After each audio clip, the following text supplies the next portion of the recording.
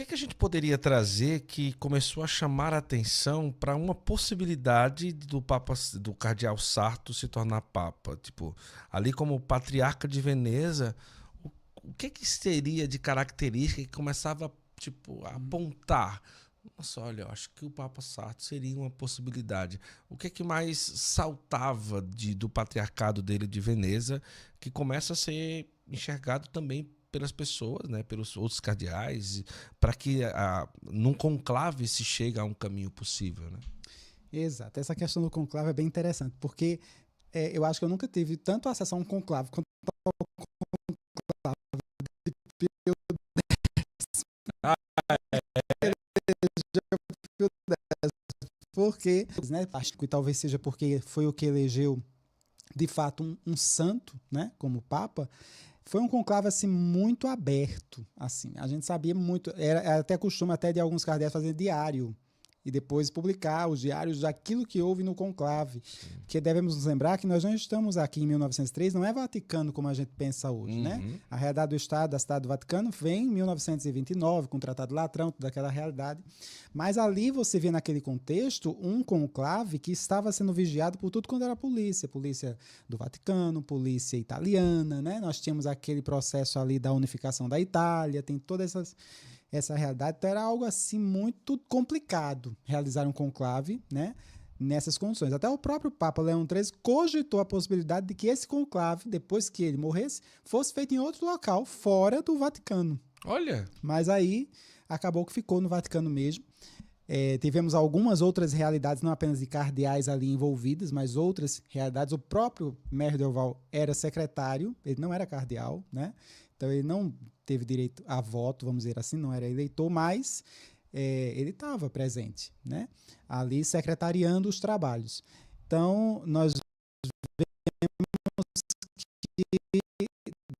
dentro desse contexto todo, nós tinha Mariano Rampolla de Tindaro, né? Ele era ali um cardeal devotado à Espanha, né? Mas que era algo que estava crescendo ali dentro do conclave. Inclusive, esse conclave apresentou 7 escrutínios. E no primeiro escrutínio, só no primeiro escrutínio, o Rampolla teve 29 votos. de 62, né? Dos 62. Precisaria ter pelo menos o quê? 42 para ter 2/3, Uhum. né? Naquele tempo não tinha essa história de cardeal eleitor e cardeal não eleitor. Todos eram eleitores, né? Na verdade, deveriam ter sido 64 cardeais. Um não chegou a tempo, né? Não conseguiu chegar, e o outro estava doente e não pôde participar. E ficaram 62. Mas 29 votos, Rampolla já estava se colocando mesmo como Já seria a como a possibilidade grande. possibilidade de ser de fato, né? Porque estavam muitos dos votos, dos escrutínios, né, de toda aquela realidade, estava sendo voltada para ele. Pio X, nesse primeiro escrutínio, ele foi citado 5 vezes, né? Ele até brincou assim: tem alguns cardeais que querem tirar onda com a minha cara, né?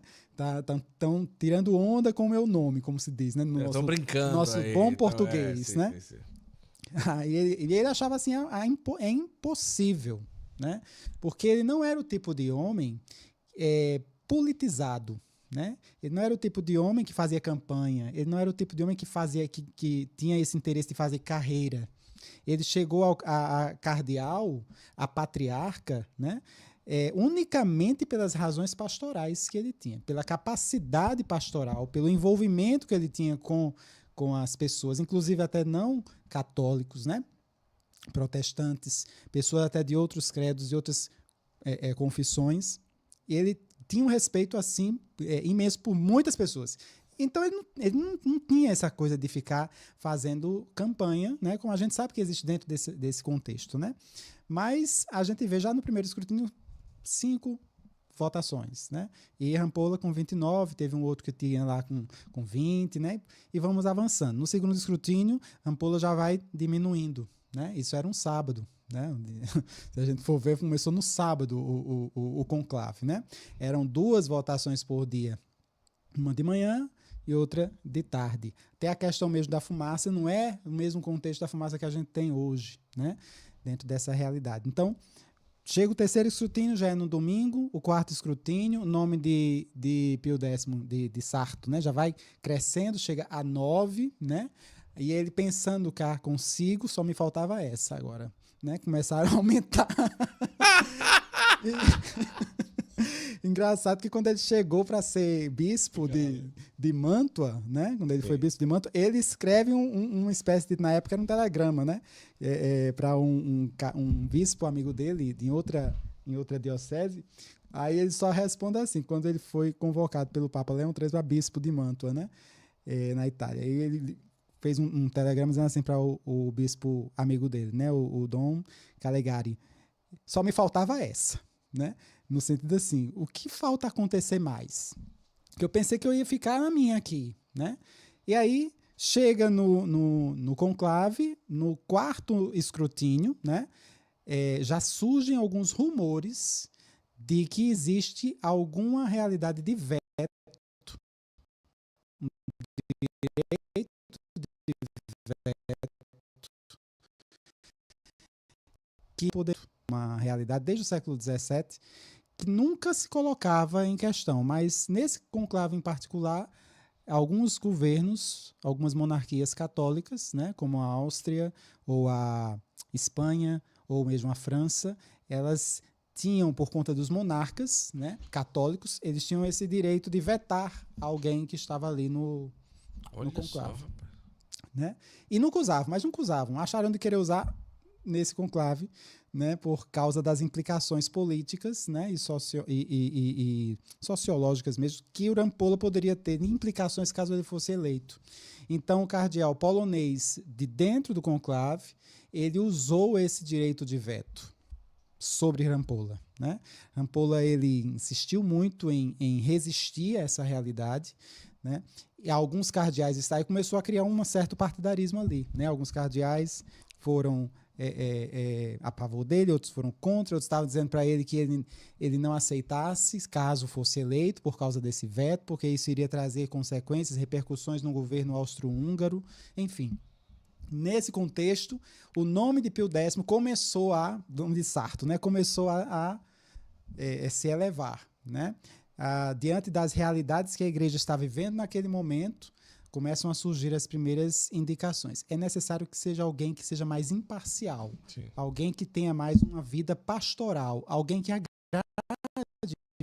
mesmo as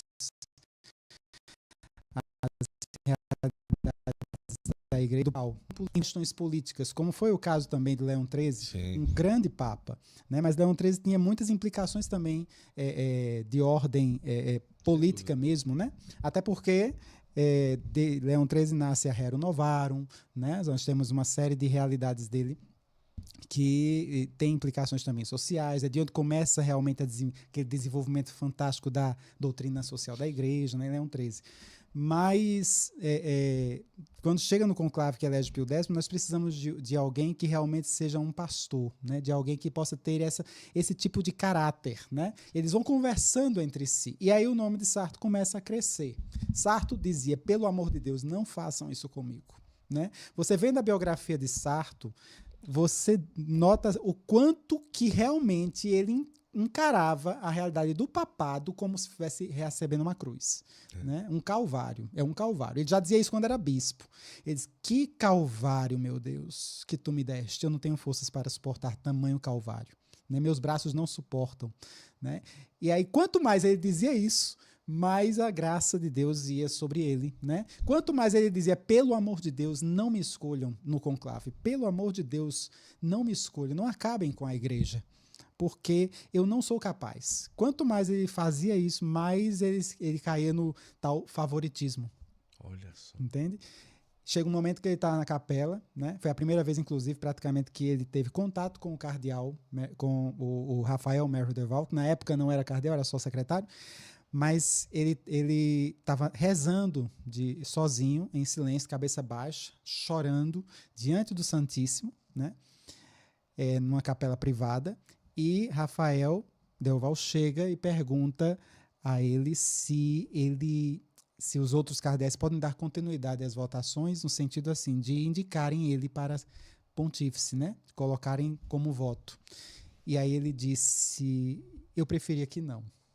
Se puder colocar outros cardeais, indicarem outros cardeais, eu agradeceria imensamente. Eu não tenho condições para isso. Então, realmente, houve uma resistência da parte de Pio X de assumir o pontificado dentro desse contexto. Inclusive, já estávamos aí entre o quarto para o quinto escrutínio. Né? No quinto escrutínio, segunda-feira de tarde, né? Era 3 de 1900, ele estava com essa ânsia de Deus dizer, afasta de mim este cálice. E ele proclamava isso, Senhor, afasta de mim este cálice. Né? E o próprio Rafael, na sua biografia, ele vai dizer, a parte que Jesus vai dizer, mas seja feita a vossa vontade e não a minha, só iria acontecer no dia seguinte. Olha que bonito. Né? Que era no dia 4 de agosto, quando ele de fato foi eleito Papa. Ele recebeu outras instigações de outros cardeais. Né? Teve um outro cardeal que chegou e disse, como você pode se negar a um chamado de Nosso Senhor? Nosso Senhor está lhe chamando e você está negando. Né? Pense nisso, reflita nisso, olhe para ele, diante de Jesus e veja se realmente é isso mesmo que você deve fazer.